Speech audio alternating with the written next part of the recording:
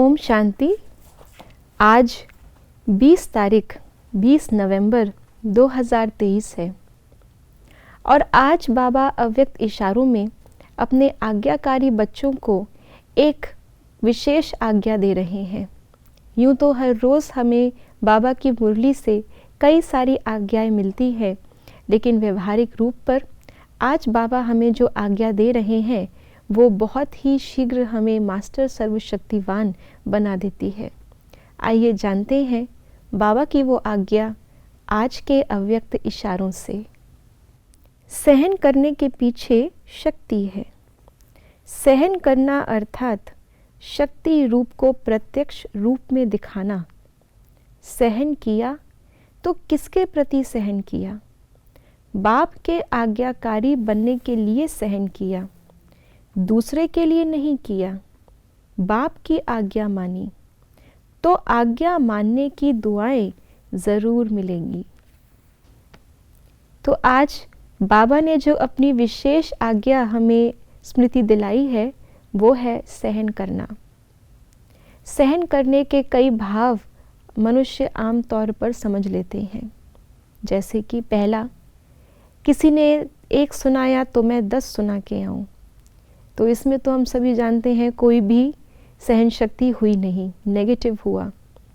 एक होता है कि मेरी गलती है और मुझे बोला जा रहा है तो मैं चुपचाप सुन रही हूँ, कुछ भी जवाब नहीं दे रही, रिएक्शन नहीं दे रही, लेकिन अंदर ही अंदर सोच रही हूँ कि ठीक है मेरी गलती है तो बोल लीजिए, जिस दिन आपकी गलती होगी उस दिन मैं बताऊँगी।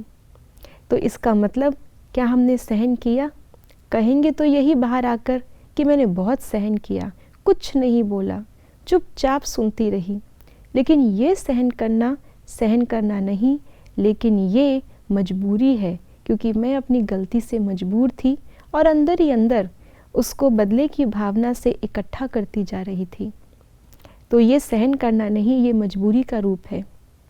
तीसरा, हम कभी कभी ऐसे संबंध में होते हैं कि हम किसी का भी बुरा नहीं चाहेंगे, लेकिन जब वो आत्मा सामने से मुझे पेपर लेकर के आ रही है मेरे लिए, मैं कुछ कह नहीं रही, बदले की भावना भी नहीं रख रही, लेकिन अंदर ही अंदर अपने आप को मजबूर समझती जा रही हूँ, कमज़ोर समझती जा रही हूँ, मैं तो बनी ही सुनने के लिए हूँ, मेरा तो जीवन ही ऐसे कट जाएगा, आदि आदि।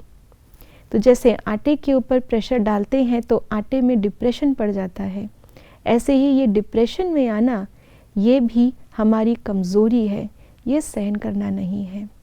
सहन करना उसको कहते हैं जब हम कोई भी परिस्थिति को पार कर जाएं और हमें पता भी ना चले कि हमने सहन किया। जैसे माता बच्चे को जन्म देते हुए कितना दर्द सहन करती है, लेकिन बच्चे को देखकर कभी भी वो दर्द याद नहीं आता, खुशी याद आती है। तो क्या उसने सहन नहीं किया? लेकिन सहन करने की स्मृति नहीं रही, ये है सहन शक्ति। पिता अपनी बीमारी को भूल करके भी अपने बच्चे को पहले इलाज कराता है। क्या उसे अपनी बीमारी, अपनी थकावट याद नहीं आती? आती है, लेकिन उसकी भाव नहीं होता। तो ये है सहन करने की रियल शक्ति जो प्रेम से जागृत होती है। और बाबा से जिनका अटूट प्रेम है वो बाबा के लिए कुछ भी सहन कर सकते हैं। और यहाँ तो सिर्फ प्रेम नहीं, बाबा ने हमें प्रारब्ध भी बताई है।